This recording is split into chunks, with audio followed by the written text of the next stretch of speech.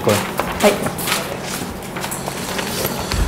Bueno, arratsaldeon eta ongi etorri Martin Ugalde Kulturparke honetara. Martin Ugalde foroa gaur, beste egun batez. Ongi etorri bai hemen elkartu zaten guztiok, eta baita ere berriaren webgunearen bidez mahai inguru hau jarraitzen ari zareten ikusentzule guztiok. Martin Ugalde foroan gaur euskaraldia izango dugu hizpide, eta honako goiburu honekin, euskaraldia aktibazioaz, elkarlanaz eta hizkuntza ohiturez. Ordu bete inguruko solasaldia egingo dugu, eta ondoren galderetarako tarte ere irekiko dugu. Labur-labur aurkeztuko dizkizuet mahai honetan bildu ditugunak, euskaraldia aztergai hartuta. Ezkerretik eskuinera, batetik Eneritz Rekarte, Nafarra, Baztanen euskara teknikari dabilena, eta euskaraldiaren batzordeko parte hartzaile ere bai. Erdian Kike Amonarri, soziolinguista, eta besteak beste Topalabea taldeko partaidea. Eta hemen hirugarrenik, Mai Etxebarria, Elbiarra Aholkularitzako zuzendaria, eta une honetan soziolinguistika kusterreko lehendakaria. Bakizu euskaraldia, lehenbiziko euskaraldia joan den udazkenean egin zela, azaroaren 23-tik abenduaren 3-ra, 11 eguneko ariketa kolektiboa izan zen, baina prozesua bera 11 egun baino dexente luzeagoa izan zen, dexente emankorrago ere bai, eta horretaz guztiaz arituko gara. Eta lehenik eta behin, ahozaporeaz, sentsazioaz galdetu nahiko izueke, ez dakit abenduaren 4an ze ahozaporerekin gelditu zineten, eta gaur egun, hilabete batzuk gaur eta ze sentsazio 11 eguneko ariketaz. Eneritz. Bai, guk hasieran ahozapore ona izan genuen, baikorra, batez ere parte hartzeari dagokionez, Baztanek 7.000 biztanle inguru ditu, eta gure aurre ikuspena 600-700 parte hartzailekoa zen, eta 1000 izen emate baino gehiago izatera ailegatu ginen. Hortaz, taldeak egindako esfortzua eta lan horren aintzinean, herriak erantzun du. Orduan, euskaraldia asterakoan, ariketa soziala asterakoan, lehendabiziko egun horietan, horrelako sorpresa txikiak izan ginen, bai maila pertsonalean eta baita taldean ere. Euskaraldia bukatu ondotik, taldea elkartu ginen eta balorazio egiten hasi ginen. Kontua da, balorazioa bere egiten asterakoan, konturatu ginela, ezin ginela datu kuantitatiboetan oinarritu, hau da izen ematetan oinarritu. Ikusi bai genuen, herritarra unitzek inertziaz izen eman zutela. Orduan hor balorazio bat egitea nahiko zaila izan duzen. Orduan, oraindik ere, aho zapore ona dugu, baina uste dut zapore hori orainikan hobetu dezakegula. Bai. Kike? Bai, nik ere uste orokorrean, bat personalki aho zapore onarekin gelditu nintzen, eta nago oraindik, eta gero, gainera, han hemenka bildutako sensazio hori nagusiena ere, aho zapore gozokoa izan da, ez? Justu gainera, azkenengo aste hauetan, egokitu zait, 3 lekuetan, Oiartzunen, Ean eta Usurbilen, hemen dago bertan egondako lagun bat ere, euskaraldiaren balorazio, hitzaldi eta balorazio batzuk egitea, ez? Eta ondia, 3etan errepikatu diren konstante batzuk. 3etan nabarmen atera dira ilusioa, poza, gozatua bezalako kontzeptuak. 3etan nabarmendu da parte hartze zabala. 3etan nabarmendu da elkarlana eta sektore berrietara iritsi izana. Astinaldi bat egondala, bultzada bat egondala. Euskalduntasunaren inguruko arrotasuna. Eta hori guztia denetan, eta baita ere betiko diskursoetatik atera garela.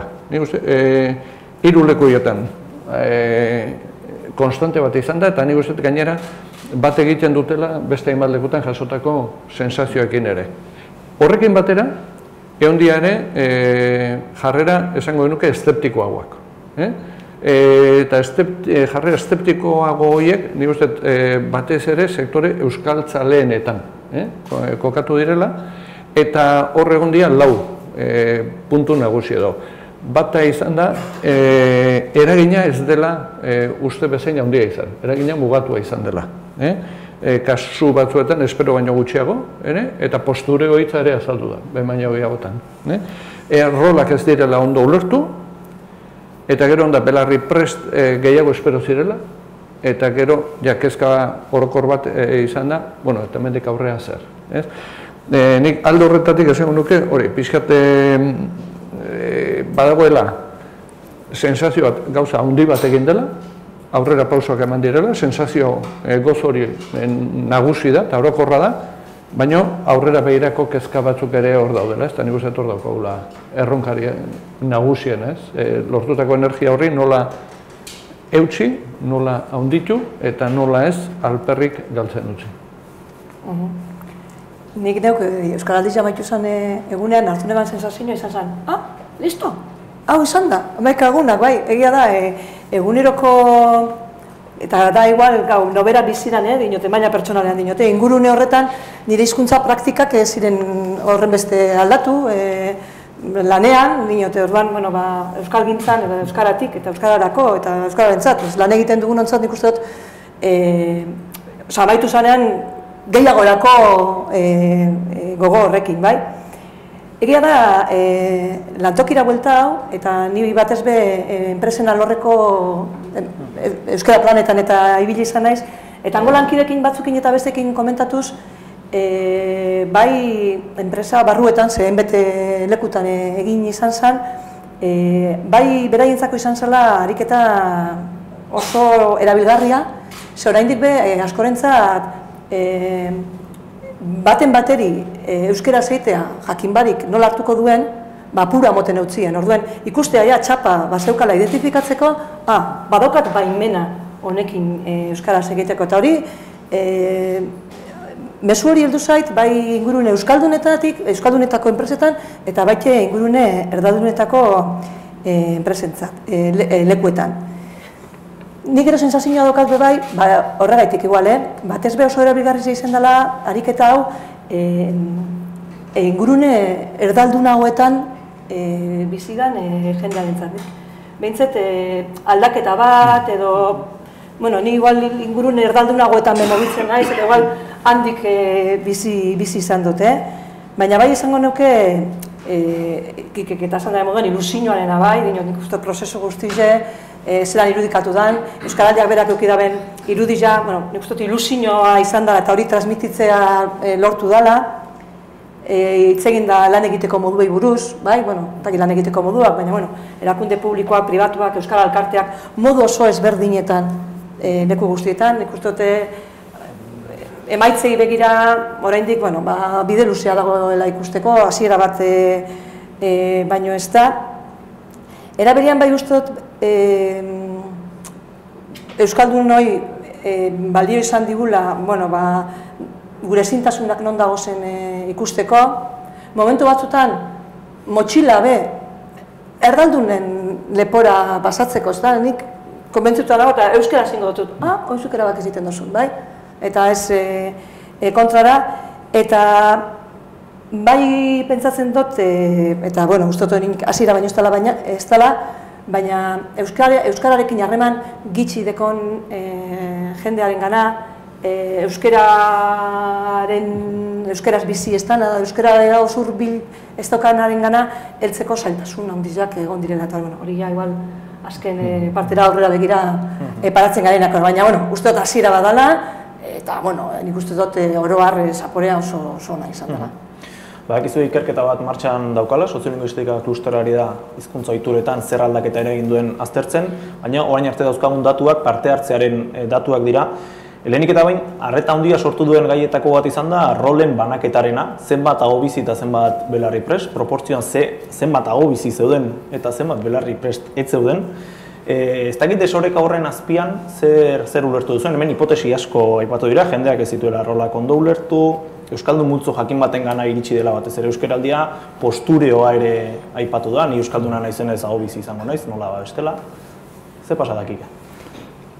A ber, nik uste gauza asko gertatu zaizkigula, gauza asko gertatu zaizkigu, 200.000 personetara heldu garelako. Pentsatzia, 200.000 personek goizetik aurrera eta hamaika egunetan jarrera koherente bat eramango dutenik, imposiblea da, eta hori ere gertatu zaigu. Eta gero nik uste, batetik, planteatu duguna, nik uste izan dela aldaketa sakon bat, euskararekiko egitasmoei dagokienez. Batetik, ez dugu planteatu euskararen aldeko kanpaina bat. O sea, ez da izan, por el euskera, ¿dónde hay que firmar? Yo por el euskera firmo, y bueno, ez da hori izan. De repente esan diozu jende, ez da hori. Beste gauza bada. Baina zer da? Da jendeak etzekin oso ondo. Bigarrena, orain arte egin dugun banaketa izan da euskaren ezagutzaren araberakoa. Badaki, ulertzen du, ez daki. Eta hemen egin dugun banaketa izan da jarrera praktikoen ingurukoa. Osea, zu jarrera jakin bat hartzekotan, orduan hobizi, eta beste bat hartzekotan orduan belarri prest. Eta hori, gelditu den euset horre, eta gero lehen hitza eta ulermenean zentratu gara, eta horiek ere kontzeptu nik uste, euskal gintzan gabiltzan ontzatez, baina euskaldun kalian gai honen inguruan egunero pentsatzen ezabilen personan ez da, oso kontzeptu berriak izan dira. Horrek ekarri du, nik uste komunikazio kanpaina handi bat egin dela, baina iritsi den puntuetara, eta iritsi da batez ere, ikastaroetan, bileretan, parte hartu duen jendearen gana, arretaz idatziak irakurri dituen jendearen gana, baina ez gehiengoaren gana. Eta orduan, praktikan horrek zekarri du, praktikan izan du, jendeak hau bat ikusi duenean, esan du, badaki, eta belarri bat ikusi duenean, esan du, ez daki eta ulertzen du, hori da banaketa. Eta horrekin identifikatu da.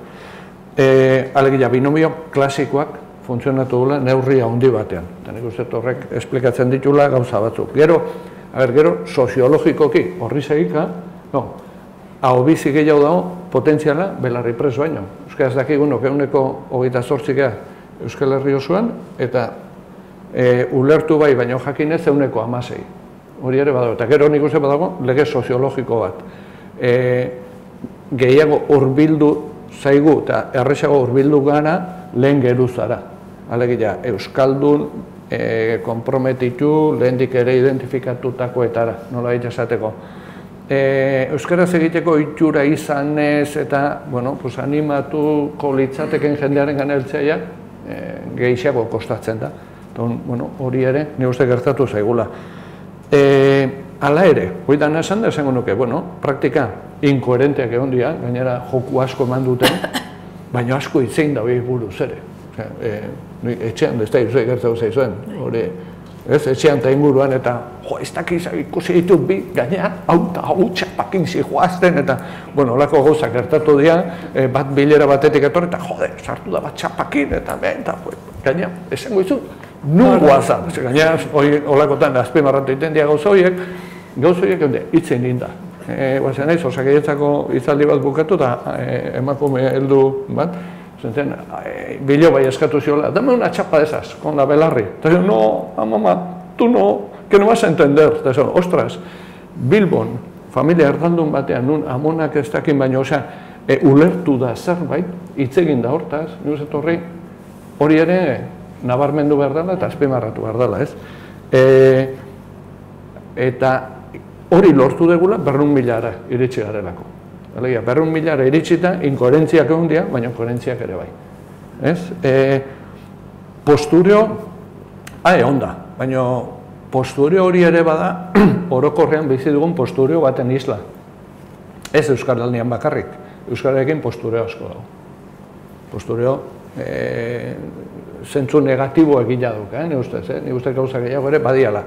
Eta hori da, jende askorentzat ere izan da, oraindik ere kanpaina bat gehiago. Oraindik ere. Naiz eta jendeak ere somatu duen baziola berrikuntza bat, eta hemen hitzein egin behar zala, eta egon ezin hori ere sortu du. Eta gero egon da beste posturio bat, sare sozialetan ere izan da, horretan oinarritzea egitasmo guztia desakreditatzeko. Hori ere bagara pixkat gure arteko kulturan ere sartzen da, ez? Gero, horrekin lotuta, sistematikoki egokitu zait, aurkitzea jende bat, esan duen, joani, ikusita zertzen, zer planteatzen zen, erabaki dut, Euskalduna izanik, belarri prest txapa jartzea. Pasa, eta Euskaraldi guztia justifikatzen zergatik daukadan belarri prest txapa bat. Eta, inkluso kasu batzuetan, oso jarrera, zentsuratzaileak aurrean izan da, ez? Horregatik, pixkat, bere garaian, Joserra Gartziak erabilizun figura bat parafraseatuz, esango nuke, marizorrotzetik gutxiago behar dugula eta gozamaritik pixkat gehiago. Egurbide ostiategi gutxiago eta gozategi maitea gehiago. Nik kikeke naben hasierako plantamentu da bat ikusten eban abe bai, ezta? Uste dut, lartxu, nik ulertzen dut, oso argi daukat zein izan den ariketaren proposamena, bai? Ondo esplikatu daben moduak Kikek, eta ez noiamen esplikatzera. Baina nik zarri izaten dutena, guk izaki anormalak gara, bai? Euskararen munduan lan egiten dugu, soziolinguistika zapurtxo bat badakigu, eudaltopeko jardunalditara joaten gara, eta beste irakurtzen dugu, herriko euskara elkartean egon gara, badauzkagu oinarrizko kontzeptu soziolinguistiko batzuk, bai, eta horrek ematen digu errestasun bat horrek barneratzera eta ezagutzera. Baina gure inguru, hau da gure unibertsoa, bai, eta bueno, 220.000 eskara izango, heldu gara gehiagotara, baina badago beste askorentzat, nik nire lanbidea esplikatzekotan, kedaz klasez euskera. Bai, venga, utzi digun hor, bai, ez naiz gehiagotara joango. Orban, bueno, nik uste hori oso kontuan hartu behar dugula, eta orban, sensazioa daukat, momentu batzutan, asko tematu garela, hori, zematago bizi, zemat belarri prest, eta zuk egin dozu, eta ez dozu egin. Bueno, lehenengo urtea izan da, bai? Hau da, lehenengo egin da olako ariketa masibo bat, Euskal Herri osorako egoera eta ingurune soziolinguistiko oso diferentetan, modu bateratuan, ez da izen lasarten egin zan, bueno, leku bat, ez dakit, emon diotzagun denpora apur bape bai, balorazio batzuk egiteko, eta bueno, nik bintzet nahiko neuke apur bat tranquilu. Eta gero gertatzen den beste gauza bat dabe bai, guk gure hizkuntza praktikaren inguruko diagnostikoa egiten dugu, bai? Bueno, honen horretipe bai. Bueno, joan gara izatak zer dendetara, ingurun erdalduna da, baina ni euskera sartuko naiz da euskeraz egingo dut, bai? Lehengoan, institutoko bilera batean, hainbet guraso geunden, eta, bueno, hasi zuten euskeraz dana, zanen, itzel. Jo no entiendo euskera, zanen, nik eskualtzatu nuen.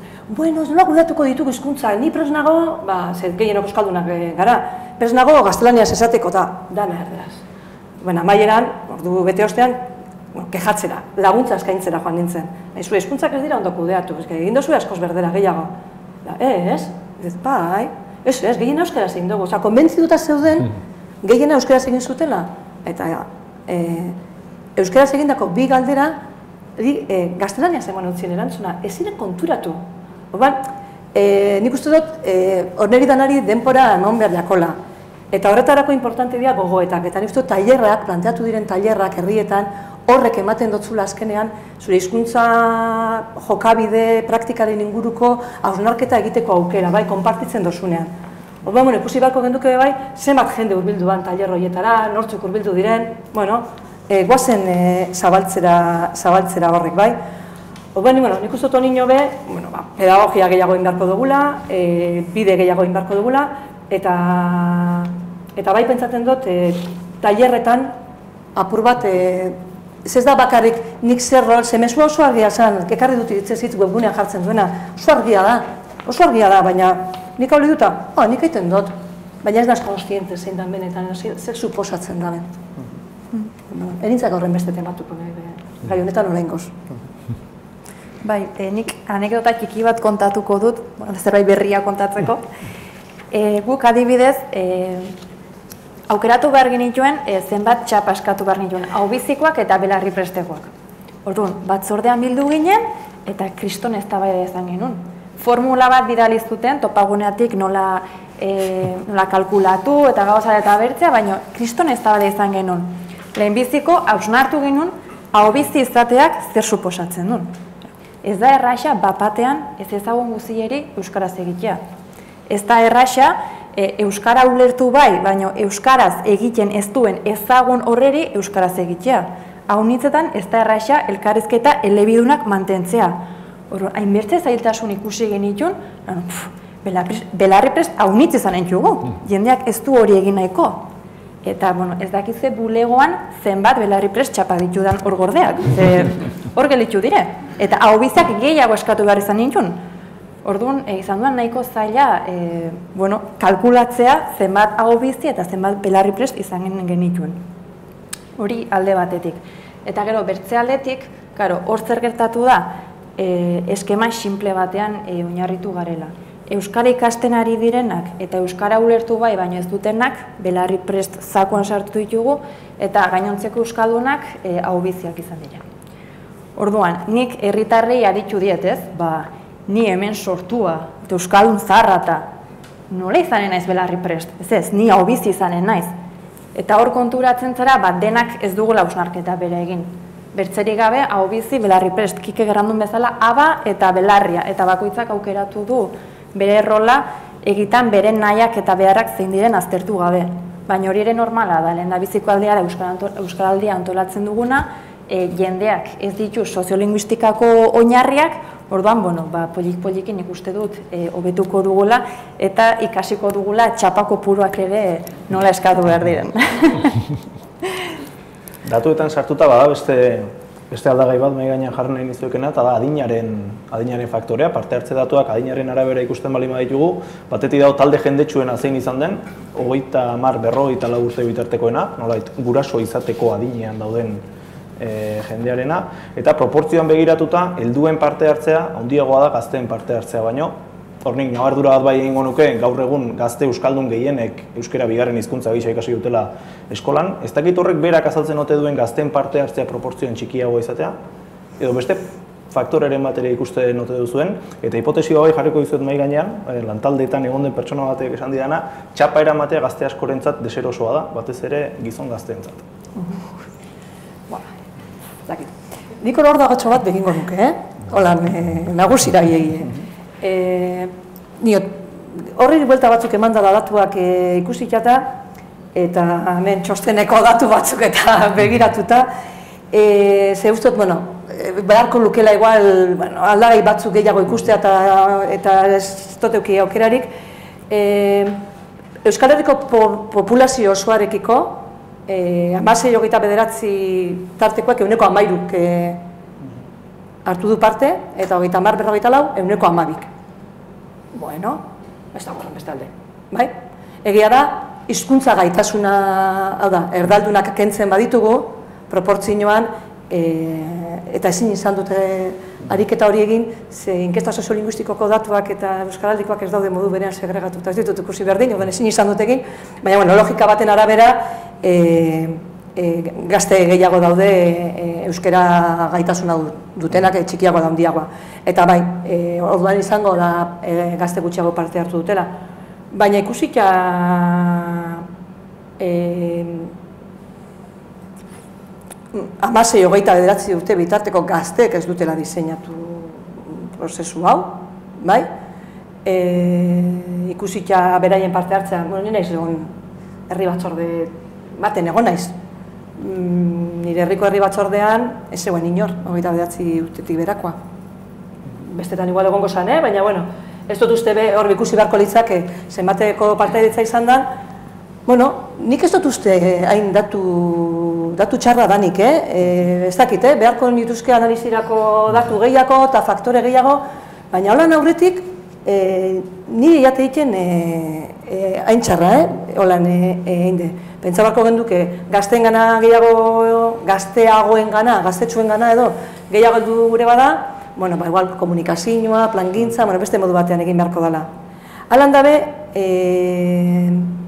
esango nuke, ez dakit hizkuntzaren gaia, gazteentzat bedan gai erakargarri bat, iraultzailea, arabaen kontra eraten da bena, bueno, ez dakit benetan be, eta hor dagoen bebai kontua, ez dakit, falta zaizkit analizirako gaiak, bai? Nahiko nuke gehiago entzun, gehiago eztabaidatu honen gainean zer gehiago esateko.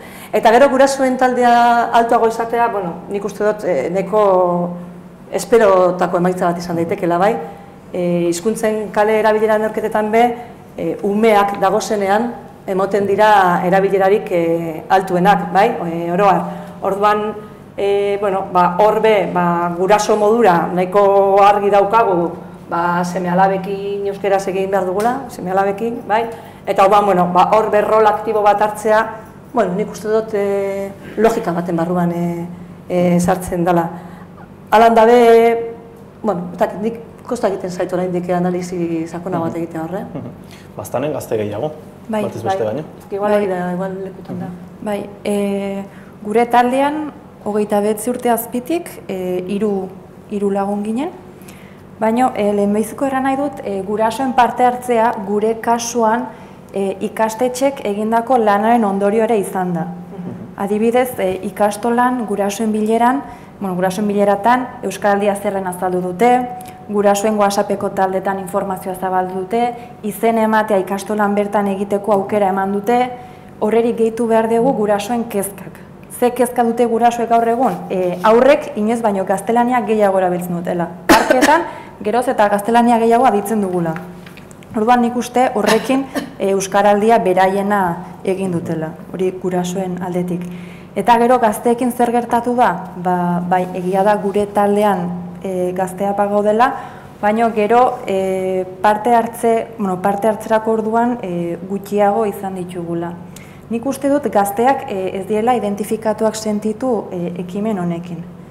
Komunikazio plan bera erabili dugu 60 urteko pertsona bat edo 18 urteko pertsona bat ekimen honetara erakartzeko. Eta uste dut adin tarte horrek bertze lanketa bat eskatzen dula honatera ekartzeko. Egia da, orokorrean hizkuntzan inguruko interesa handia ez dugula sumatzen adin tarte horretan, baina plan edo estrategiaren bat bilatu behar dugu horiek guregana erakartzeko. Baina plan horrek ezin du 60 urteko pertsona bateri eskaintzen dugun gauza bera izan. Duan hor uste dut badela zerbait landu behar duguna.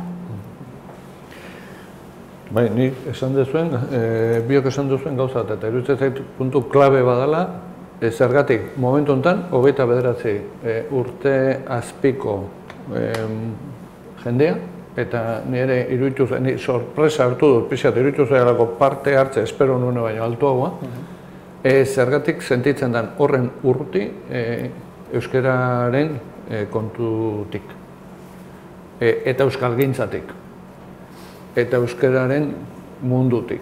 Eta uste hor badagoela, zer hausnartu franko. Hipotesi batzuk, hipotesi batzuk izan daitezke, azkenengo hamarkada hontan batez ere, komunikazioan, gure gizartean, ematen edien aldaketa era guztietakoak, teknologikoak besteak, nun gaztelania naturalizatu duten asko, eta, gure gizarte likido honetan, oso natural bihurtu da, guk 2-3 dakizkiu, eta, edozein erabil daiteke, eta, hizkuntzaren gaia pixka diluitu da. Iruditzen beste faktore badala euskalgintzaren profesionalizazioa. Urrengo belaunaldiak ikusten du euskalgintza, ne ustez, oso profesionalizatua, oso teknifikatua. Eta egitasmo hau, mugimendu soziala bultzatzera etorri bada ere, badago kutsu hori. Oso profesionalizatutako guneetatik atorren gauza semi-ofizial bat. Badala, eta gero, nik uste badala, krisi bat ere, eta da, eta horre aurrekoan Jon Sarasuak ere botazun, udaltopen, eta bai, hoi da. Eta nik uste ere hor badagoela, badukagula erronka handi bat, eta gure belaunaldiak ez duela behar bezala transmititu zerrari den gertatzen eta zer gertatu den hizkuntzen inguruan. Eta nahi, tokatu zehalako azken bola honetan metzat hainbat institutu eta ikastola eta legutatik pasatzea, eta oinarrizko informazioak ere deskodifikatu alizateko gaur egungo egoeran eta gure gizartean hizkuntzekin zer gertatzen den, oinarrizko tresnak ere falta zaizkia askotan, zaizkia eman. Eta hori nik uste hor badaula lan sakonago bat, ere egiteko. Eta nik uste gero, nahi zuk esatezen duna, eta zugu baino gaztexeagoa zea, itxura batian, Bazpare. Baina zen ditut pixat hori, agian ez da gizuek nola, zuen belaunaldetik ere, hori agian somatuko dezue. Egia da Nafarroko egoera ez dela elkarte autonomikoa. Baina hori kuadrian ere sumatu dugu. Rolak aukeratzeko orduan bertan ere izan ditugun eztabaidak. Inorrek ez zuen berari prest izan, nahi? baina gero erraz eritzen dire erdaraz euskaldun batekin. Nere adinekoak, bai, ez dakit zerran, denetik bada ez, baina bai, orokorrean hizkuntza ez da gai kezkagarria edo interesa hundirik ere ez dago, ez. Nik horrek eituko nioke, zuk esan dagoari, eta igual zuk lehen aipatu dozun lehen hizkuntza, bigarren hizkuntzaren kontua askorentzat, ume gaztetxo askorentzat, euskara eskolako hizkuntza da. Nik nire herrian bateri izan nionean, ume biak erderaz da, izu euskeraz, pero si no estamos en el cole. Holan begiratu zidan, esan nionez, baina guk egiten dugu etxean euskeraz, da zarratzen gara euskeraz, eta hori, bai! Eta euskeraz jarraitu zuen gero, Baina, berantzako, orduan, eskolako hizkuntza da, orduan, halako dinamika bat, hori, ez zaitu erakartzen. Horrepe beretik edo bela. Baina, gertatzen da igaia, universitario eta zitzeiten, eta karrera bukatu, baina horrek egon dira eskolan, ikuste dute, egon dira eskolan, eta orduan hartu dute, bai, modu, bada ikasteko hizkuntza bat, nik ez dute erabiltzen askok, ez dute eskolan erabili eta ez familian, ez lagun artean. Ez gure kasua hori ez da, kuadrian euskaraz aritzen gara, familia gintan euskaraz aritzen dira, arnazgune batean bizi gara, eta ez dago kezka hori, ez dago. Eta hori euskara taldeetan ere ikusten da, eta bueno, gauza konkretua dienean, bai. Baina nik uste hor badaukagula gabezia bat eta ez garela ondo iristen ari. Eta hori begiratu behar dut. Segurazki horrek ere esan nahi du, beste protagonismo batzuk ez eman behar diela, eta gure diskurso otxenteroekin ere ezin dugula joan gaur egungo gazten gana. Eta batzutan dela joaten gara, diskurso otxenteroekin. Batzuk guen dio setenteroetan daude. Beste batzuk, ikusi beste gezta batzuk ze diskursoekin dabiltzan, baina... Beste faktore bat mahai gainean jartzeko, generoaren aldagaia. Proportzioan hemen zaudeten bezala xe, bi emakume eta gizonezko bat euskaraldian. Askotan aipatu izan da gurasoen faktorearen kontua, baina egia da, adinaren arabera ikusten bali maditugu ede, 16-30 urte bitartekoetan emakumeak askotz gehiago dira gizonak baino. Egia da ez ere euskaraldia makarrik gertatu, kaleko erabileran ere nabaritzen da koska bat emakumeen erabilera handiagoa dela, kultur konsumoan ere nabaritzen da. Zer dago, hipotesi asko egia da, azken garaian bai gainean asko jarri den kontua dela, euskara eta generoaren arteko gai hau, ez dakit, nola ikusten duzu? Bai, gai emankorra da hau, nik uste. Egia da, azken ikerketek erakutsi dutela euskararen zainketa lanetan eta leialtasunean emakumeak direla nagusi, eta egiarran gure inguruan begiratuz gero, institutuan irakasle gehienak emakumeak dira. Euskara irakasleak, euskara zainketa lanetan ari den irakasle horiek ere gehienak emakumeak dira, euskaltegiko irakasle gehienak ere emakumeak dira, euskaraldiako lantaldeetan ibili diren gehienak ere emakumeak diren. Orduan, zer dago honen atzetik? Nik uste faktorea honitz daudela honen gibeletik. Pare bat aipatuko ditut, bat adibidez lan munduan, feminizatutako lanetan, erizainak, haurtzainak, administrariak, karreragileak, irakasleak, horrelako lanetan euskara beharrezkoa da. Orduan, haunitzek euskaltegian izena ematen dute euskara ikasteko edo bertzerik gabe euskara maila hobetzeko. Etxean sartuz gero, oraindik ere gaur egun emakumeek denbora gehiago pasatzen dute beraien seme-alabekin, hizkuntzaren transmisioa beraien esku geratzen da, eta etxeko lanetan ere laguntzen ibiltzen direnak normalean amak edo zaintzaileak izaten, eta zaintzaileak berriz ere gehienetan emakumeak izaten dira. Eta hemen, erreferentzia egin nahi diot, Jon Emiren Hernandezek egindako ikerketa bati, eta bertan aipatzen du, norberaren gaitasunak hobetzeko ikastaroetan eta kulturarekin lotutako ekimenetan, oro har gehienetan emakumek gehiago parte hartzen dutela. Orduan uste dut ez dela harritzekoa, euskaraldian ere emakumek gehiago parte hartu izatea. Bai. Guzti zadoz. Iguatzen ez gaina justu, lehenengo aldia, gogoan dudala, guain dela, illa 25 urte, baldatuei begira eta hasi ginela somatzen emakumeen artean erabilera handiagoa zela gizonezkoen artean, baino ez. Eta guatzen naiz orduan irakurri berri neukala Luis Aracil, soziolingüista katalan famatu batzuk agian gogoan izango duzue, eta bere liburu batean zeukan artikulu bat L'esprint de les dones, emakumeen esprina.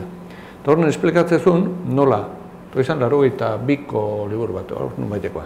Esplikatzezun nola hizkuntza minorizatuetan, normalian, historikoki, hizkuntza ordezkapena gizonezkoen artean 3 belaunalditan gertatzen zela eta emakumezkoen artean 2 belaunaldi bat gutxiago, eta zen gizonezkoak eremu publikoan zeudenez lehenago ikaste zuten beste hizkuntza, eta orduan, baina beste hizkuntza hori ja bereganatu behar zanean, hizkuntzaren transmisioaren garaia atortzen zanean, ardura hori emakumeena zen. Beraz, emakumeak hainbatzun lehenago ikasi, beranduxago ikasi, baina azkarra gutxi benean, transmititzeko eta etxean umeek erdera ikasteko, ez?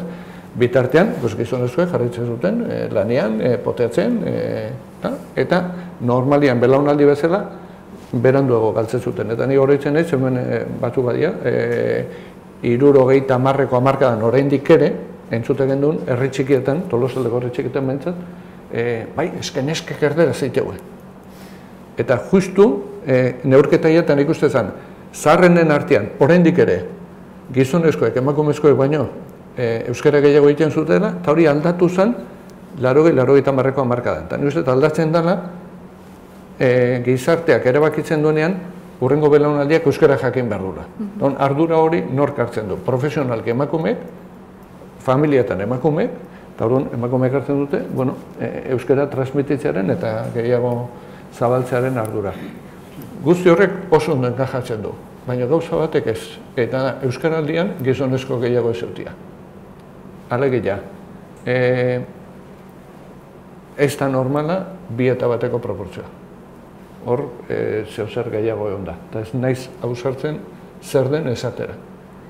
Are gehiago, egoera batean nun batzuetan entzun dugun, feminismoak daukan indarrarekin, emakumeen presentzia beste mugimendu batzuetan ustutzeko arriskua egon zitekela, justu kontrakoa gertatu da. Feminismoa ikeragarri indartu da, eta horrekin batera emakumeen presentzia euskaraldiaren handitu egin da. Hemen gizonezkoak fallatzen dugu zerbaitetan. Hori garbi da. Desaktibatuta. Desaktibatuta. Edo, ez dakit. Baina, bero, ez da hori ere. Ez da hori ere. Eta hori, bueno, ez daukate, erantzunik. Baina, behiratu beharra daula, bai. Gaztena bezala, gizonezkoen ere, bai. Alegia, gizonezko gazte hona. Bai, bueno, eneritzek iniotela burpen hona egin da, nik apur bat buruan neukanaren aritik, datu guztieko lan erakusten da bela, eta, bueno, kikek be ondo esplikatu dau.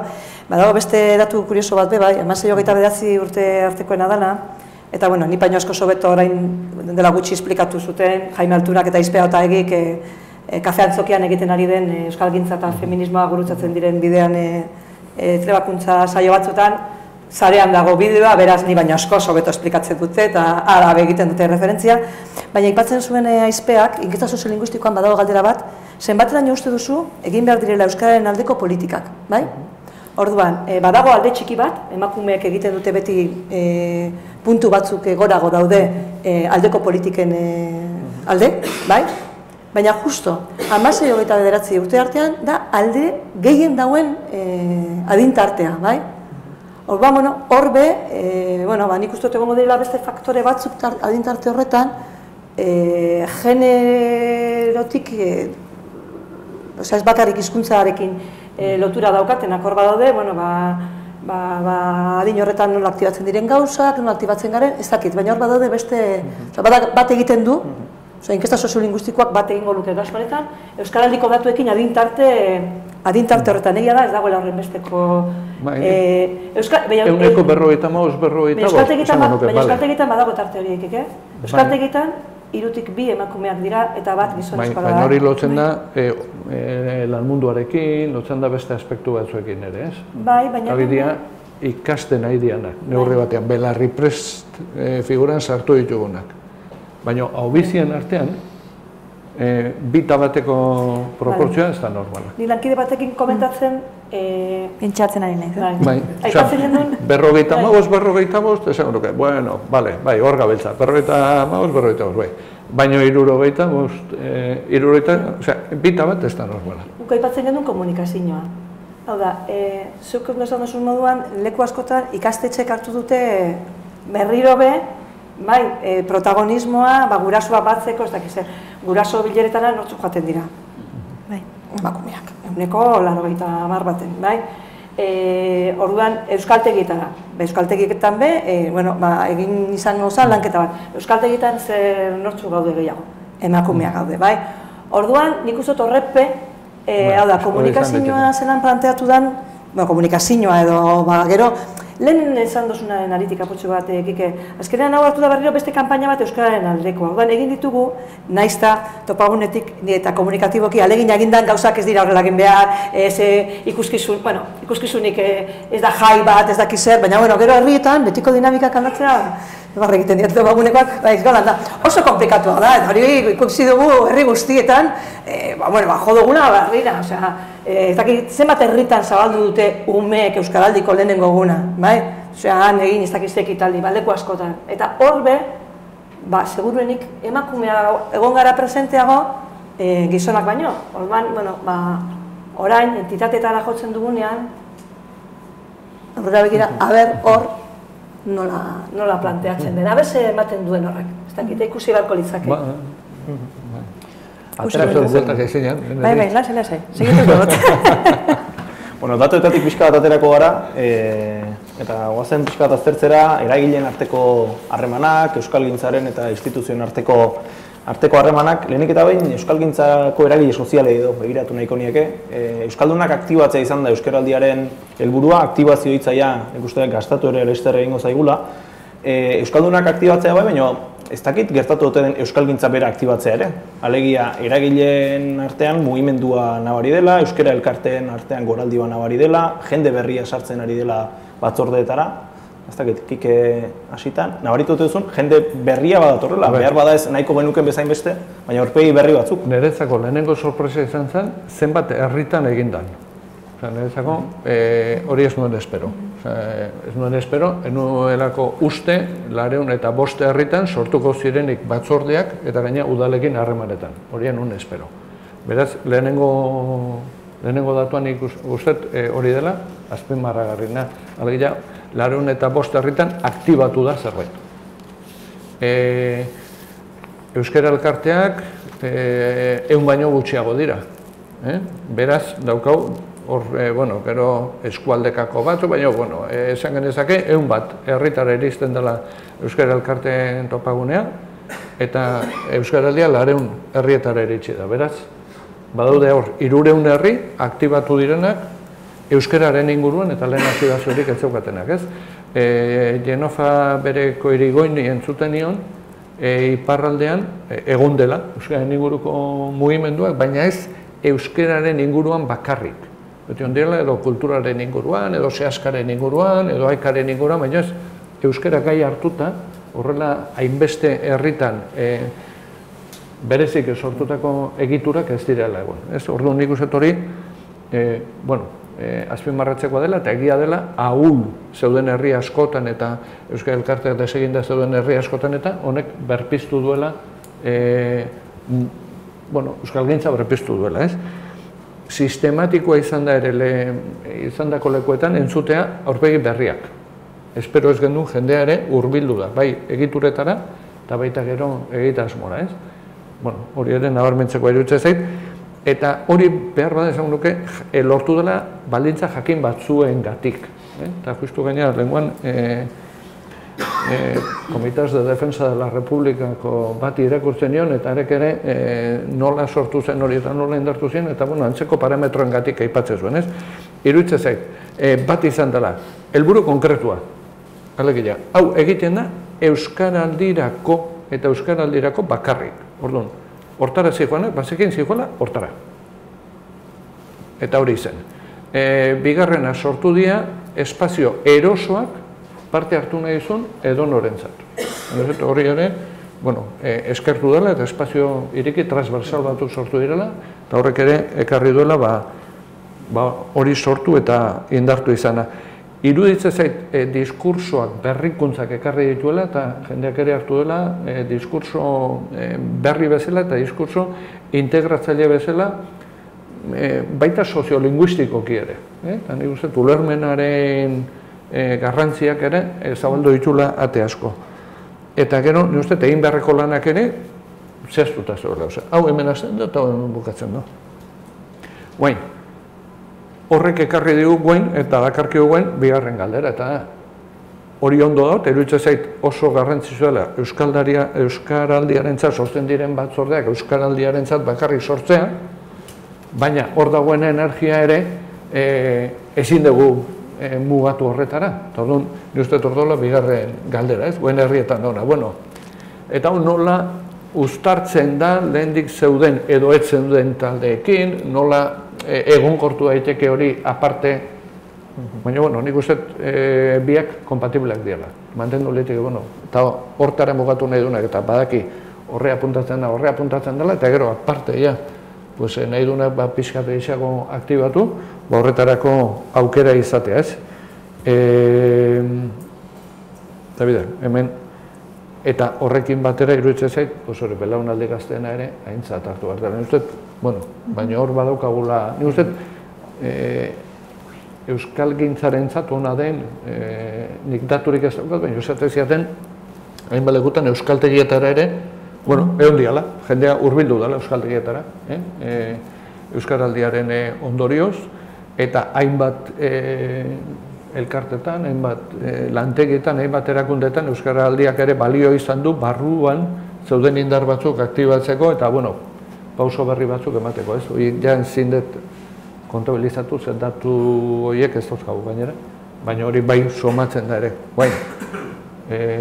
Ni uste guain erronka dela, urrengora begira sortu den energia guzti hori nola mantendu, baina energia horri ere, pixatezuko gehiago nola atera, jende harregabe, jende ez dadin berriro ere, bilera batean joa eta ateatzen naiz, zosketa, kartelak, bosteun bilera, hori, nik uste hori dalak, zaindu behar duguna. Eta horretarako prest dagoena, ere, elikatu hori ere, hori ere behar dugu, bilerak egin behar dira. Nik kikek esaten da ben diagnostiko edo hasiera horrekin bat egiten dut, eta ez dut ezer gehituko. Geldituko naz, eta lankide batekin komentatzen, euskaraldia 11 egunetako ariketa bat izan da, baina, helburu badugu hizkuntza praktikak aldatzea, ezta? Orduan, horbe, eta nik hasieran esan dodan, hau izan da dana, bai, 11 egun horretan, ez ete dugun orain, bebai, apur bat, gauza puntualago batzuk edo, segidu horretan aktibatzen, ezta? Aipatzen zidan lagun honek, munduan oso ezaguna den, edari mundu osoan famatua danak, egiten ditu kriston iragarkiak, bai? Eta bera izango da gehien saltzen duena munduan, baina iragarkiak dira itzelak, bai? Hori, mantentzeko, apurtxu bat gehitzeko, bai? Hor egotea, presente egotea, ezta?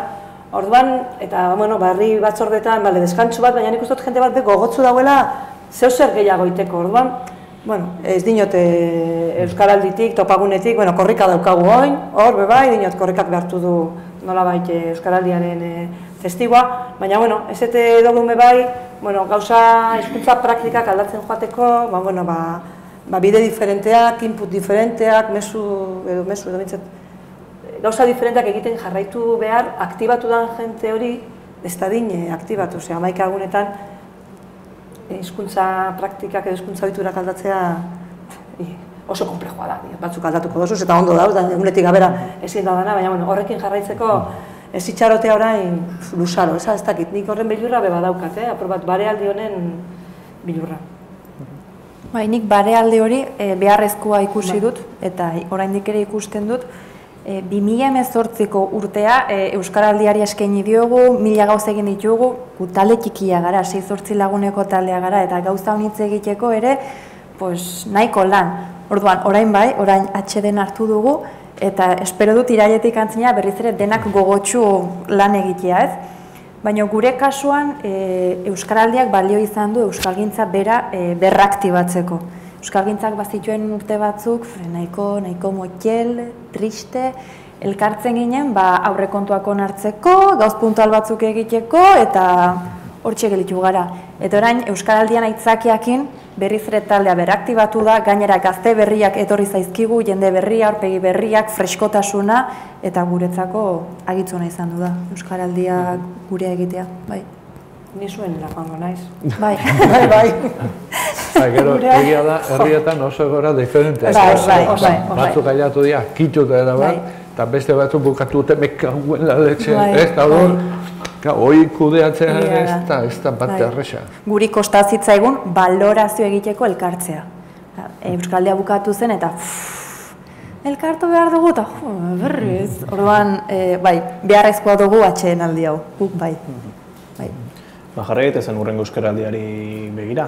Entitateak, urrengo euskaraldian, ja pertsona den urbanakoetatik entitateetara pasako gara, entitateetan enpresak, komertzio, saltoki, taberna, ez dakit hor ja akuilulan handiago egin beharko duten batzorde horiek, edo zertan ikusten duzuen zerbait aldatu beharko dela, lehen euskaralditik, bigarren euskaraldi horretara, ja pertsonak ez, baizik eta ja taldeak ere badirelako helburu, neritz. Bai, nire txanda da, bai. Gu oraindik ez gara lantzen hasi, hau da, irailetik antzien hasiko gara berriz ere elkartuko gara taldea, eragileak, eta ikusiko dugu hau nola eginen dugun. Egia da, norbanakotik haratago joan beharko dugula, orduan nik momentuz aurre ikusi dut zera, taldea bera handitzea. Parte hartu nahi duten eragileek lan taldean parte hartu beharko dute. Bertan hartuko ditugulako erabakiak, iritzia, hartu emanak, bertan izanen ditugunez, eragileak gure lan taldean parte hartu beharko dute.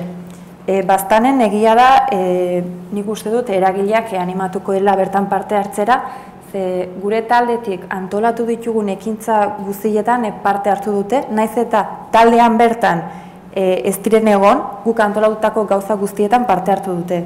Adibidez, Elizondon mural handi bat pintatu ginen, Euskaraldia hartzen zuen, eta bertan, ez dakit zenbat eragile elkartu ginen, egun polita izan duzen, aurrikusi ginen, 6-7 ordu beharko genituzkela hori pintatzeko, eta ordu batean dena pintatu genuen, eta agitzongi, orduan nik uste dut eragileek parte hartuko dutela. Orain, nola landuko dugun hori? Administrazioa, Euskalgintza, entitateak denan elkarlana izan beharko da eta ez da lan erresa izanen. Orduan, nik hor, erran bezala, Euskaldiako lan taldean erabakiak hartuko ditugu, baina beti ere administrazioaren laguntza edo babesarekin. Hau da, gure kasuan, udalak berea egin beharko du ekimena, entitatei nolabaiteko implikazioa eskatu beharko die, udalak berea egiten du nenean, prestigio ere irabaziko du Euskaraldiak, eta alden neurrian, udal guztiak desberdinak direlako, alden neurrian baliabideak eman beharko ditu. Alde batetik, gure kasuan adibidez, guk dinamizatzaile bat kontratatu genuen, hori kostu hori berak hartu beharko du, edo trebakuntza saioak antolatzeko, edo egiten ditugun ekimen horiek ere diruz laguntzen alditu. Orduan, nik ikusten dut Euskalgintzak erabakiak egitekoak eginen ditula, baina beti ere udalak babestu edo baliabideak emanik. Baina ardatza Euskalgintza edo Euskaraldia izanen da. Eta talde horretan eragileak ere bertan egonen dira. Bera Nikola imaginatu dudana. Nik honekin daukat bizkat, zalantzak edo kezkak, bata da, entitatetara joaterakoan iruditzen zait ze diskursorekin goazen oso importantea izango dela, zergatik. Eta lehen aipatzen genuen hau, salto potente, ez denez, aurrekoan ere atera zalako, baina lan mundura entitatetara salto egiteko aukera generazional bat daukagula, eman beharra dagoela, baina oso ondo ere esplikatu behar dugula zergatik. Momentuaren garrantzia, ze badago, hori, Estia Morrortuk eta indako lan horretan aipatzen zuten, kolore arroxeko etorkizuna, ikusten da, batzuntzako lan mundua da, kalean egiten bada eta lan munduaren garrantzia sozializatu behar dugula. Lan mundua eta lan mundua esaten dugula entitate guztien garrantzia sozializatu behar dugula, hori batetik ez. Gero bestia da, nola egin. Euskaraldian ustez mugimendu soziala izan behar duela. Mugimendu, ohitura aldaketak eragin behar ditu, eta hori da, ohitura aldaketak eragin behar dituen mugimendu sozial indartsu bat. Eta entitateetan eta lan munduan oso ohituta gaude, horre egiten dien, aurrera eramaten dien egitasmoak profesionalki eramatera. Eta orduan, badaukagu arrisku bat, orain batzuk ikusi bali maute pixat hau ukitu instituzional batekin, entitatetara joaterakoan, herritarren artean esatea, hori da, profesionalak egin behar duten gauza bat. Eta orduan ikusetor badaukagula erronka handi bat. Ezin da entitateetara zuzendutako euskaraldia ikusi, nolabait gero profesionalek parte hartuko duten zerbaiten aurrelan gisa. Horretara jendea ez da, pixat hori ez da motibagarria. Hor badaukagu koska importante bat. Eta gero da, zer eskatu. Eta hor badakit ez da bai da dagoela, eta guen diseinatzen nahi dianak ere, ez da bai da hor dagoela. Eta nola lortzen dugu eraginkorra izatea, eta ez gelditzea simbolismoan, baina ahalik eta masiboena izatea. Eta hor dauko, koska handi bat. Eta hori, Belarriprest eta ahobizi maila individualian espalin badia ondo ulertu, oso ondo landu behar dugu, mezuak oso ondo landu behar ditugu, eta horrek esan nahi du ere, ezin ditugula ere 18 tipologia egin, eta ez daukat soluzioek, dauzkat aldera. Ez gara hortan etorri. Ez gara hortan etorri. Nik uste dut, nondik hasten hasien gai honegaz. Bat, kontuan eduki behar dugu, entitateetara joaten garenean, 3 lurralde administratibotaz ari garela. Eta lurralde administratibo bakoitzak lan alorrean oso egoera diferentea daukala, bai? EAE, Nafarroak eta iparraldeak ez dauki zer ikusirik horretan, bai? Eta EAE barruan be, Bizkaia, Gipuzkoa, Araba, hor dauzkagu bat. Bi, entitateen izaera motak, gau administrazio publikoa, 3 lurralde administratibotan. Enpresa handiak. Eta gero dauzkagu merkatari, taberna, lehiodunak, nik esaten duan moduan, herrietako lehioetan dagozenak, eta gero elkarteak. Kirol elkarteak, nik lau banaketa horiek egingo neukez, bai?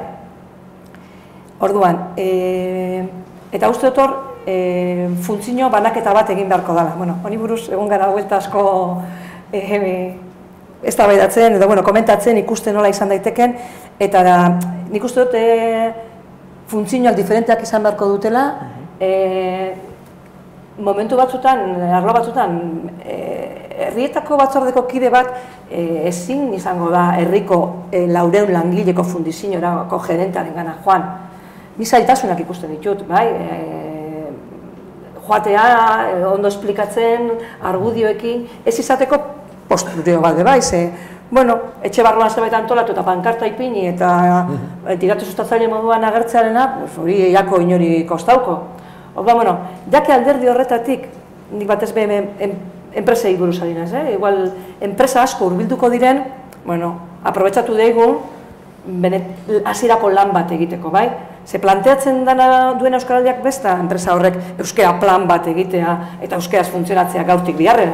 Planteatuko duena da, ariketa konkretu bat egitea, epealdi jakin batean, aurretik prestatu beharko da. Badaukate bentaja bat lan eremuak, enpresek, eta da, behin implikatuta, gune akotatu badanez, enpresak esaten badu, lan orduetan daukagu ordu beteko formazio saio bat.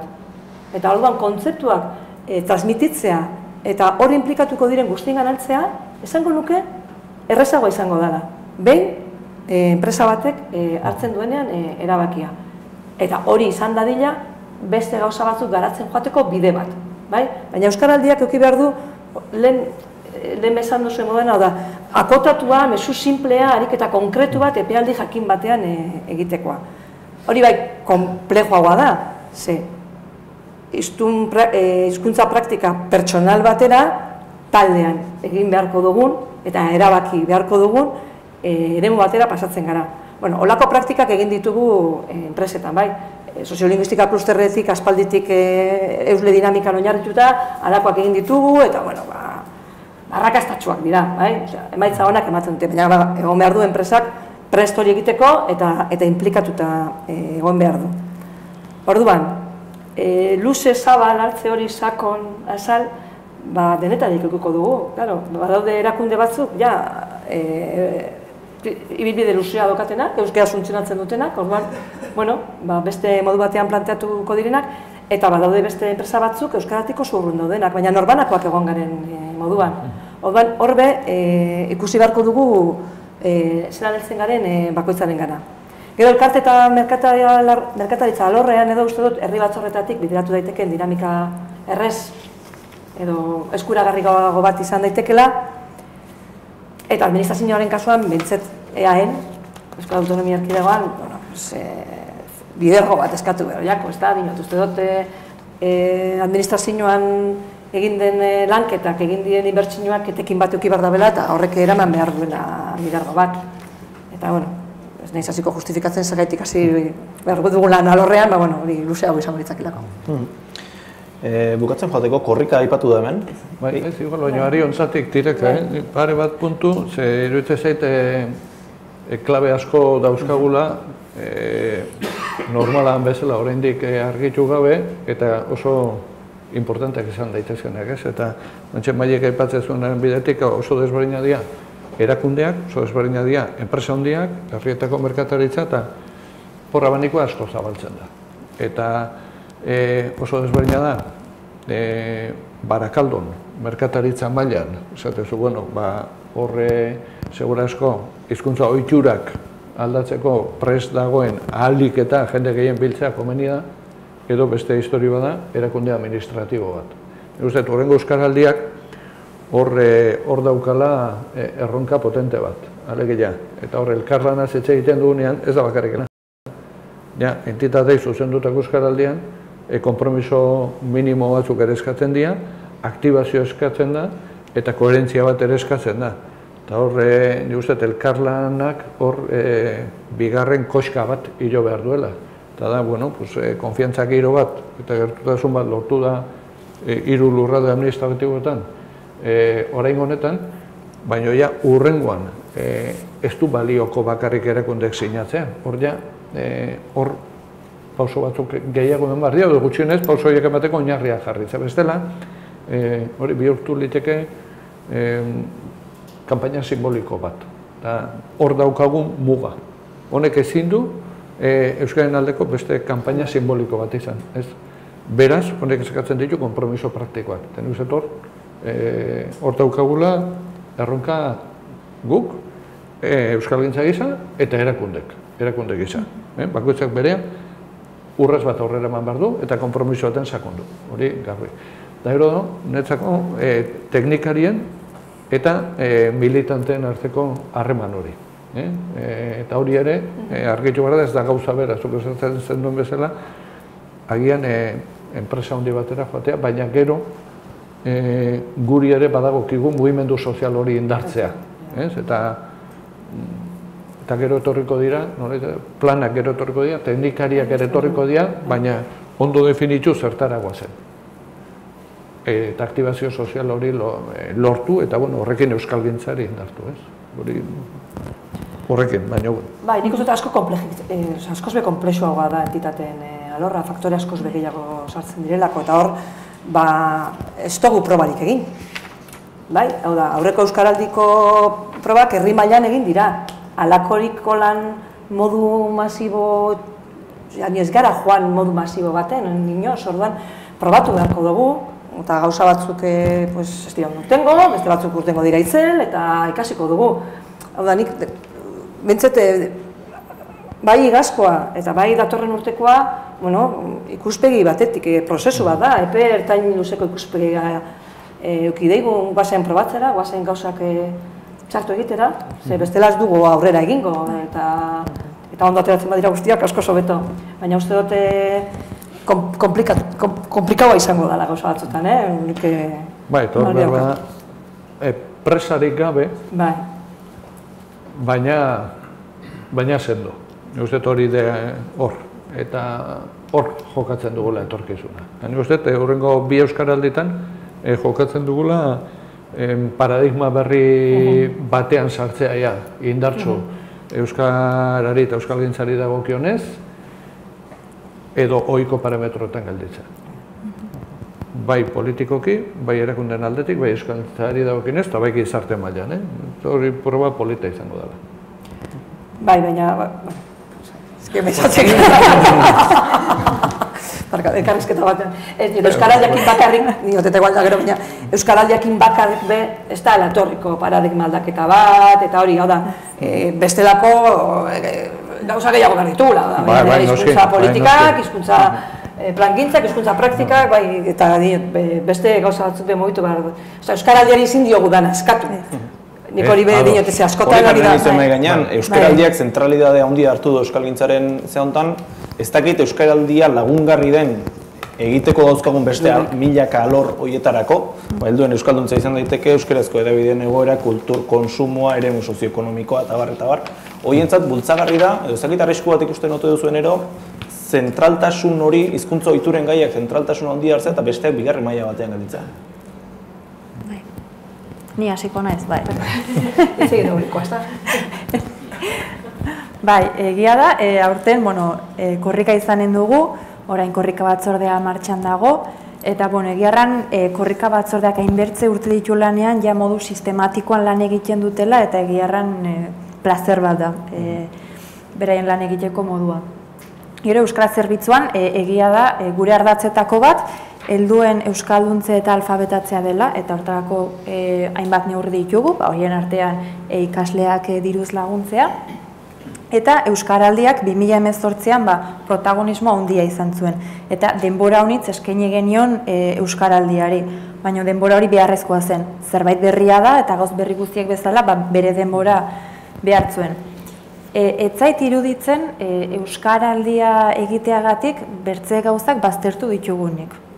Uste dut Euskaraldiak bertze arloak edo esparruak lantzeko aukera berriak ematen ditula. Adibidez, guraso euskaldunen arteko hizkuntza ohiturak aldatzeko balio dezake, lan munduan euskararen sustapenan hor lan egiteko, euskararen kontzientzian lanketa bat, mila gauza egin daitezke Euskaraldiarekin. Hortaz erraten dut, ez ditugula bertze esparroak baztertu, baizik eta esparro horiek aztertzeko bertze modu bat ikasi dugula edo ezagutu dugula. Nire kezka bertze bat da. Aurten, korrika batzordea. 8 bederatzi lagun. Ondotik, Euskaldiako lantaldea. 7-8 lagun horietatik 6 errepikatuko dute, erran nahi. Hemen baditugu Euskara batzordeak, Euskaldiako batzordeak, korrika batzordea. 3 talde dira, baina ez dakit 3 talde diren edo talde bakarra den. Eta batzutan sensazioa dut ez doteari garen herritar batzuengan lankarga handia uzten. Orain korrika da, baina urtean Euskalde izanen da, baina bitartean Euskara batzordeak bere lana ere badu, 1000 bilera dire, 1000 kartel, 1000 zozketa eta 1000 historio. Orduan hori da nire kezka. Euskaraldia berak, bertze esparruak baztertzea baino, herritarren lankarga. Hori da nire kezka bai. Bai. Bai, bueno, nik uste hori, a ber, uste beti egongo dela, egongo garela batzuk, pues, leku askotan egoteko prest edo egon gaitezkenak. eta gero jakin behar dugula, hori, prestutasun hori mugatuago dutenak, ez denetarako erabiltzen, ez? Ea, 6 gehi izan berean, bazdan 6 gehi zazpi, ez? Azkenean, hori da, ez? Baina ez da erresa, ez da erresa.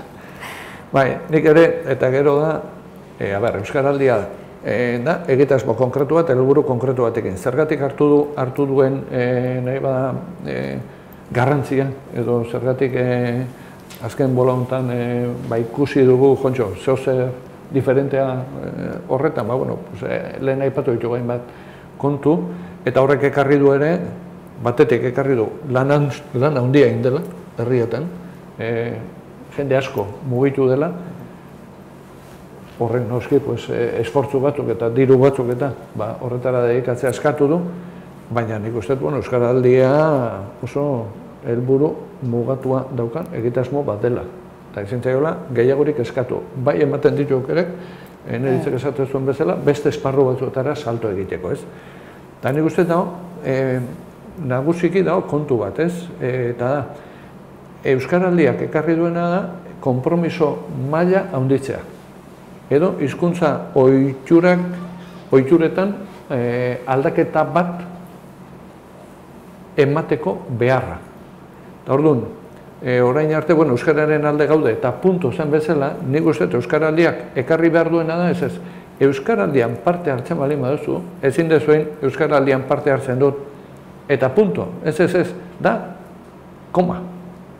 Alegia, horrek eskatzen du, erakunde bat egin baldin badu Euskaraldiarekin, ezin duela hurrengo 2 urteetan hizkuntzari dagokionez beren jarraitu. Eta berdin zait, udala dan, kirol elkarte badan, EITB dan, edo enpresa badan. Barkatu baino ez, Euskaraldia eskatzen du hizkuntza ohituretan aldaketa bat.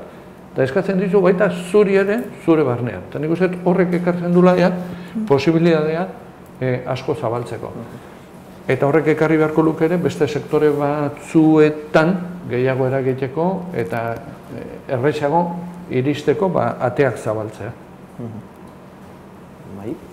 Bai, nik bide berdinetik ikusten dut. Azkenien, momentu batzutan nik bai aukido sensazioa Euskaraldiari eskatu jakola sare sozialetan eta holakoetan, eta honek Euskaraldiarekin bat egin du eta begiratu, eta honek egon diren koherentziak eta zerak, baina Euskaraldia ariketa bat izan da, eta nik uste dut hori argi geuki behar dugula, baina bai ekarriko dituela eta ekarri beharko lituzkela beste bide batzuk lantzeko aukerak eta aurrera begira aldaketa bat egitea, baina hori, pausuz, besteak astu barik, besteak astu barik, nik hori bai... Esan nuka, abia puntua hori da. Eta guazen ikustera, epe ertain batera, nora heldu gaitezken, eta aurtengo probarekin eta entitatenarekin, nik uste dut, eta urrengo banak, ikusiko dugula ze bilakaera ematen duen. Eta gero, izpilua jarreta, eta euskalgintzara begira ere, nik uste etxeko lan batzuk jarri dizkigula, Euskaraldiak. Impresio hori daukat, ez da egite, diskurso aldetik, antolaketa aldetik, hor badaudela ere, ze belarri prestena, aurrekoan, belarri presta, denak ados gaude belarri prestekin, ez? ETB baten parte hartu behar aldute belarri prestek. Alegia. ETB bateko debate batean ze leku izan dezake edo izan behar du belarri prest batek. ETB bikenduta badago, ETB bakarra baduk ez ETB bikoa denok oso garbi ikusten dugulako, ez? Baina, hor ere badago, badu darabiltzakun diskursoetan ere, iruditzen zait badiala aldaketa batzuk ere honek eskatzen dituela. Helduen euskalduntza alfabetatzea zitzen dugu. Nik uste gaur egun daukagun sistemak, ez diola eta aurrekoan, justu Tolosalde Guzkaren mailan eta esaten dugu, etorkinak. Zaintzan ari diren etorkinak, ostalaritzen gero eta gehiago diren etorkinak, eta prebizio guztien arabera, urrengo 10 urteetan gero eta gehiago izango diren etorkinak. Daukagun sistema, antolatuta daukagun bezala, hauentzat egokitutako eskaintzarik ez daukagun momentu honetan. Orduan, nik uste hori, guretzat ere badaudela horretxeko lan batzuk. Nei ala erutxuz, behintzaten. Bueno, ordu bete duguk, galderetarako tartea irikiko dugu, beraz esku altxa lasai eta bota zuen galderak. Mikrofonora emango dizute, bestela etxetik harritzen ari direnek ez dutela gotutik entzungo. Bota. Bestelago jarraituko dugu. Ben badugu galdera. Dira, ezengo litzateke gurentzako ezagutzen duzuen antzeko iniziatibak, azken finean euskara lengua minorizatua bezala ez da bakarra, Europan, pentsatzen nahi Galesen edo beste tokietan, antzeko zerbait ezagutzen duzuen, edo dela Korsika, edo beste tokietan, antzeko zerbait existitzen dela ezagutzen duzuena, bai Europan edo munduan zehar. Nik Nik horrela telpak izan dira pixkat honen, oinarrian hor taliers del espai lingüístic edo, ez? Telpe horre Gema Sanginesek eta Franzuek Valentzian, baina oso modu individualian esango nuke, ez? Eta hortik elikatu ginean, nik uste, hortik elikatu ziren ere aurreko esperientziak eta lasartekoa batez ere, eta hortik etorri baina maila honetan, nik uste Gema Sanginesek berak esaten zuela, pentsatzen zuela, Europan behintzat, hanka esartzeko. Okerez nago Euskaraldiako bideoan horrela saldu zuten, munduan lehendabiziko aldia horrelako ariketa sozial egiten dena. Beti Europa esatet bazpare. Baina bideoan hori erraten zuten, ez dakit. Eta ez dut uste, eta egia da, gero sare sozialetan eta neoni ere, kanpoko batzuk, zertan nahi zeate, esplikatu, zertan nahi zeate guain, ez? Hori, berri eta kanpotik interes hori jaso dela, bai, hori bai. Bai, hau esportatuko da. Know-how esportatu. Kanon bai kobratu. Hoi da zaila bezan.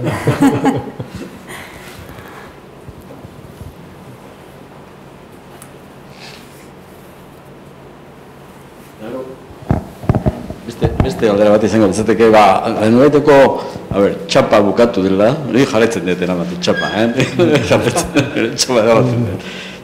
Modu bat jarraitzeko identifikazioa, jendea identifikazioa. Osea, nubaiteko ezkitalde asko, izaten dira herri honetan, jakin gabe beste persona euskalduna dela. Askotan. Hero, azentoen gatik, esmatzen duzula eta jotzen duzula euskerara. Ez dago modu identifikatzeko persona horiek? Nik txilarde egiten zuen asko, haietaz identifikatu modu matematikoa, zenbat izketaldiak ematen dira matematikoki proporzionen arabera, zenbat izaten dira, ze probabilitate duzu beste euskaldun batekin, zerbait erakurri nion, ez txeide ardegiri, hortaz, eta ez dago modu simpleago identifikatzeko, txapa baten bitartez, modu jarrailean, ni nahiz horrela eta nahiz hemendik aurrera tratatu izan modu horretan. Dago, hori esegiteko, hori joango zela kontra urrengo euskaraldiaren zako, jendea beti danik izako litzateke eguneroko hori belarri prest edo hau bizi. Orduan zertarako egin urrengo ekitaldi bat. Hala eta guztiz ere behar hori, gutxienez ikusten dut, egunero behar hori. Lagun batek nik izaten dit, ingurun erraldunetara doianean, berak txapak hasten duela. Bai, eta orduan euskeraz doiela lekuetara, eta orduan sentitzen da legitimatuta edo besteak ja, bueno, te explico de qué va el tema, bai, eta aprobetzatzen duela eta oraindik erabiltzen duela, kontatzen zidan, azte honetan.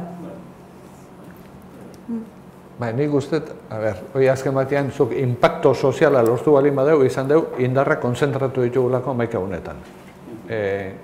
Bestela, impacto hori diluitu egiten da, zurtu egiten da, guztet hor dagoela.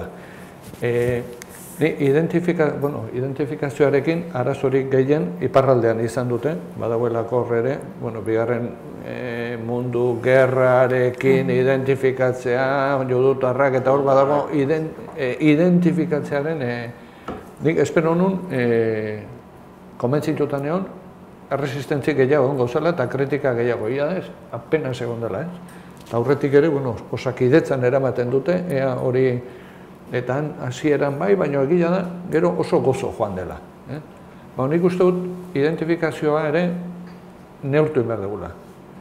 Alegia, gure ohitura aldaketa nagusia izan behar du, txaparik gabe, txaparik gabe eta txapa eman gabe, txapa jarri gabe eta txapa eman gabe, naturalki egitea. Eta hori nola lortuko dugu? Pues nik uste lortuko dugula, hori, pixat guain konzentratu, eta gero pixat, eta ez du kalterik egiten batzuk eramatea, hori ere ez, baina hori egon da ez da baida hori ez, nik uste eta herrietan batzuta, bueno, eta batzuk ere, nik ez dut txapari behar. Nik beti euskaraz egiten dut, eta nik ez dut txapara behar. Hori ere izan dugu. Gero, zeinak jarri zuen, Twitterren bazion bat, ez? Beha txapela, egun batzutan txapela eraman zula, eta zuen hau bezalako txapaik ez dago. Mundu guztiak euskera zegitza ziola, bai? Bueno, bai, nik uste hori bai, baina jakinik jende askorentzako, eta lehen osuk ez, txapa, zuk esan duzu, bai, gazte batzuentzako txapa ematen. Hori zan bai, Mutila gainera. Mutiletan gainera, bai. Bai, txapa, a ber, goituta gaude txapak ematen eta pegatina jartzen, baina jende askorentzako hori oso gauza estrañoa. Adineko emakume euskaldun berri batzuek ere resistentzia desente. Gure inguruan adibidez, resistentzia handienak ortopatu ditugu. Bai, eta logikoa da, a ber, zulatzen aizea, eta batzuetzen, batzuetzen bate gustatzen eramatea ezer. Hola, bien, ulergarria da. Gero, beren ahalegina egiten bali maute, hobeto. Hor... Galtzen dira, aukera asko galtzen dira, galtzen dira. Gero entitateetan, egia da, pegata, euskeraz badakigu, baina horiek ere, denda askotan, gaur egun komertzioetan, bai euskarari ziurtageria, euskaraz badakigu. Baina horiek irakinetan, bulegoetan, baina modu personalean, eta telefono personalean batu dugu moduan, zerbait personala, nerekin doa beti, eta zentzuretan. Baina hor, bai, sozialki, nik uste, hor erronka dela, txaparekin, ala txapare gabe, lehen hitza beti euskeraz, hoi da. Eta hoi sartu behar dugu, mantra bat bezala, hori errepikatu behar dugu, mantra bat bezala. Lehen hitza beti euskeraz, lehen hitza beti euskeraz, txapa izan, ala ez izan. Eta hori aigea. Bizkanaka, nik uste aida sartzen hori. Nik uste lehenengo kampaina, lehen hitz euskaraz egin dola, Tolosako udaletxean goen dela Txautxesku behiz izan. Igual etzinen jai hori nire. Eta San Esteban auzoan, anaizian, triptikoak banatzen, eta derrepente emakume heldu batek banatzen izan batik aldetu zen, oye, ¿esto qué está? No es una campaña de euskera, pero ¿qué está? No, es que es una campaña para decir siempre la primera palabra en euskera. ¿Y es obligatorio? Bueno, pues hori, sartzen dugunean, gure buruetan, baietz, euskaldunok beti egin behar duguna, pues, kostako zaigu, baina... Eta gero, elkarrizketa elebidunak normalizatzea. Bi solaskideak eroso sentitzen baldin badire, zergatik ez? Eta hori zaila da, Agit zaila da. Bai, baina gero elkarrizketa elebidun asko oso motzak izaten dira ere. Bai. Tabernetan, kalian, batek, gero egia da, 2 ordutako elkarrizketa elebidun bat mantentzea, hortxe dala, kostatzen da. Eta lehenengo berba euskaraz egitarenak lehen esan duana nik dut bai, aurrekoak espadaki euskaraz, eta hori, motxila zuzen bai bere gain azuta ezin dirazuna euskaraz egin. Ez da nik egin, aldatzen da apur bat bebai papela, nik uste dut badagoela bebai besteak izatea, bale, gainera, momentu honetan, euskararen kontragotea politikoki ez da zuzena. Horben ikuste dut batzuei, eragingo diela barrutik, ezin dizut erantzun, ikuste dut badagoela aldaketatxo bat. Eta hor asko laguntzen du, sozialki alako kampaina baten, zen bestela egia da, maila individualean, eta ni bakarrik ni joa eta jode. Bat hor, sensazio hori... Es mi derecho, eta gauden kasatzen zara ez da bai, eta... Kendutak, kasu rekalzitranteak kenduta, baina, persona normal bat, asko ez dakina gure historia, pensatu ezakena, ¿por qué me siga hablando en euskera? Si ya sabe que no sé. Esplikatzea zergatik, hori ere egin behar dugula. Erdaldunei, iruditzen zait, askoz gehiago esplikatu behar digula zertan ari garen. Gaizki ulertu asko argitu litzezke horrela, eta batez ere gainera, guain zenbait sektoretan, eta ostalaritzan dakat burua, ostalaritzan, etorkin asko dagoela, hemen ze gertatu den eta ze gertatzen den, eta oso ondo ez dakien ere, nik uste hor azalpenak, informazioa, eta esate hau honegatik da, eta honegatik egiten dugu, eta horregatik egingo dugu, eta zu ere konplitzen nahi zaitugu historio honetan. Ora, errestu litekela bidea. Beste galderarik? Beste bat egin arte ez gehun. Eta beste norbaitek egin behar duan, joan bere ja.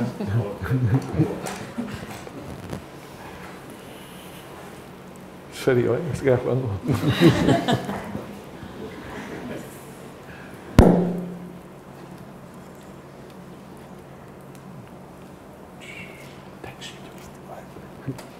Holaxe utziko dugu orduan, eskerrik asko hiruroi, eskerrik asko etorri zaten hoi, etxetik jarraitu dituzten eroi, eta guain korrika eta hurrengo euskaraldia prestatzera. Ez geha espertuko.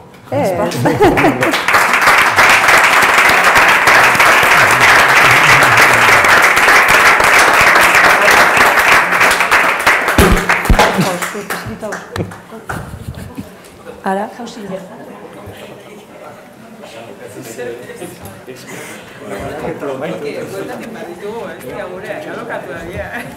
Ai, ama, postarte de sorpresa jo.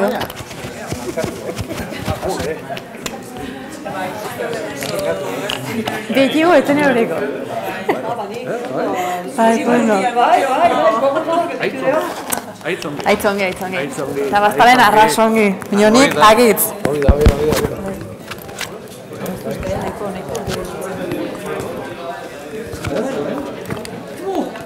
Inguru baten barriro jartzeko errakarraka segitzen. Ikustegize partekatzen. Kamararik bat bai. Ni ez bilgate kamari eguana, Itzalitan.